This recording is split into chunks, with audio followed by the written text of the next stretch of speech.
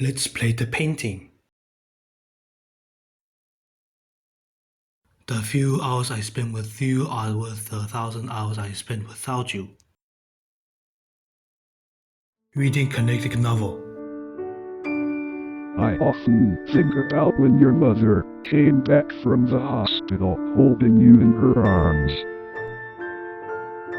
To this day, it remains my biggest shame that I couldn't be by her side when you came into the world. I remember looking at you, thinking I won't miss another important day of your life for as long as I live. And only days after that I promptly quit my job. The work I did there paid well, but the time it stole from me could never justify that. Time. That's the thing, isn't it? We know that it's our most precious resource, yet we throw it away haphazardly, as if there's no risk of ever running out.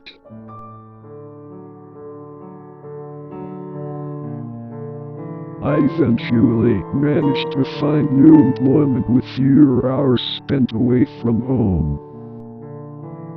But it was out in the country, so we had to move.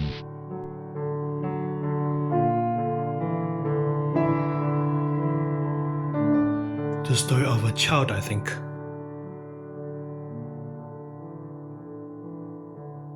Your mother always was a natural-born entertainer. Heck, she still is.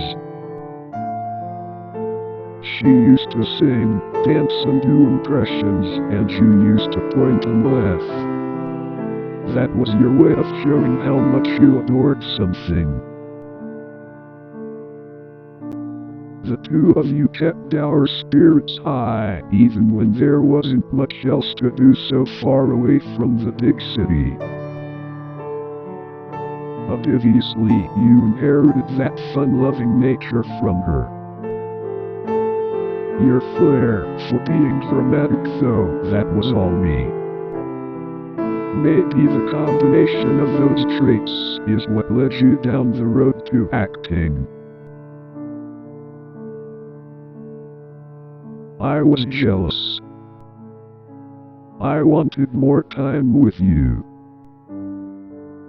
At work, I could never stop thinking about what you and your mother might be doing at home. I was perpetually afraid that I'd miss out on important events. Turns out, I was right. Not only did I miss your birth, I missed when you started crawling. I missed your first steps, and I even missed your first word. That last one hurt a bit more than the others. Maybe because I'm a word man myself. I just couldn't wait to hear those first syllables pop out of your cute little mouth. But I missed it. And I cried when I found out. Then your mother told me what your first word was. Dada.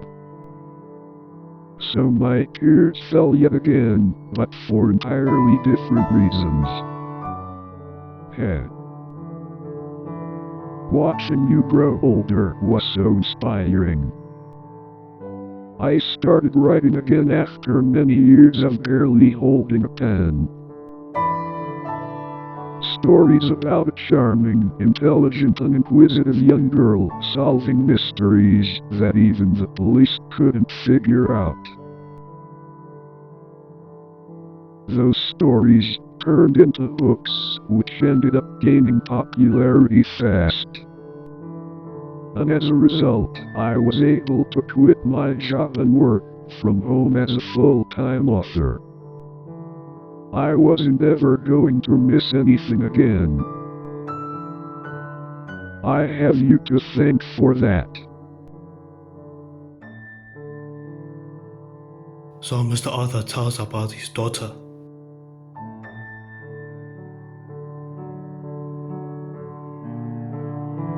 When you started school, I was worried that your outspoken personality would get you in trouble. However, things turned out the exact opposite. You were effortlessly charming, and both friends and teachers adored you. I wish I could take credit for that, but as with most of your great qualities, you had your mother to thank. You were only 8 when you entered and won that acting contest. I didn't think it was possible to be that proud, and that's coming from a best-selling author. Just some of that dry humor that always bothers you. Though I like to think that somewhere deep inside, you secretly found it endearing.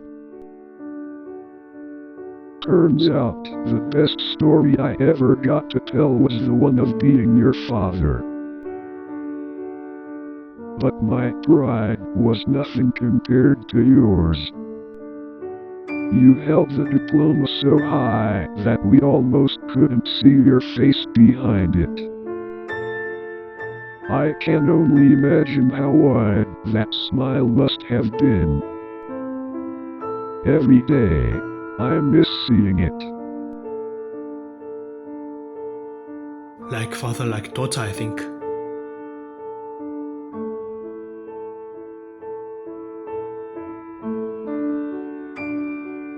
The years flew by, and the day eventually came when you decided to set out on your own. Accepted to a prestigious acting school, a new chapter of your life was about to begin, one in which me and your mother were no longer the main supporting cast. I realized that despite my best efforts, there was always going to be things in your life that I'd not be part of. Your mother took that photo of us. If I knew then that it would be the last one of us together, I would have hugged you even tighter.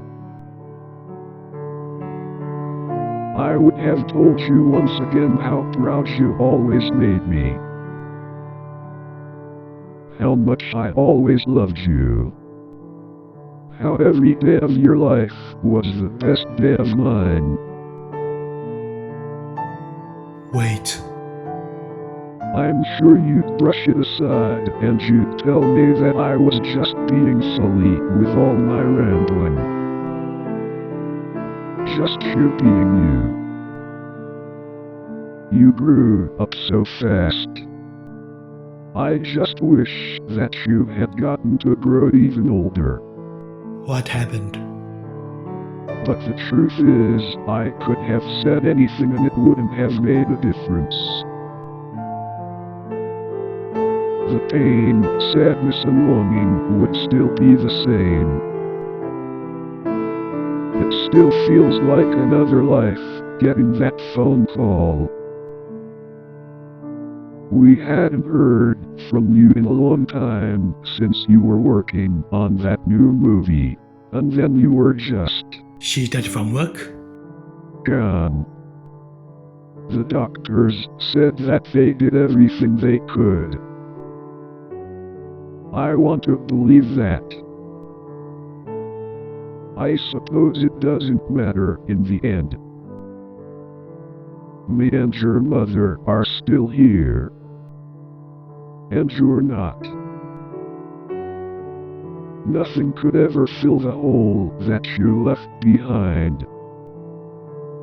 You learn to live with it, but it never stops hurting. Today, it's been 10 years. We still live in the same house you grew up in. I'm writing a new book, and your mother just recently started leading a choir. I guess you could say that we're keeping busy. I'm crying. Despite everything, when I look at this wall, I'm grateful. Grateful for the years we had together. Grateful that I got to be your father. I will always love you. Good night.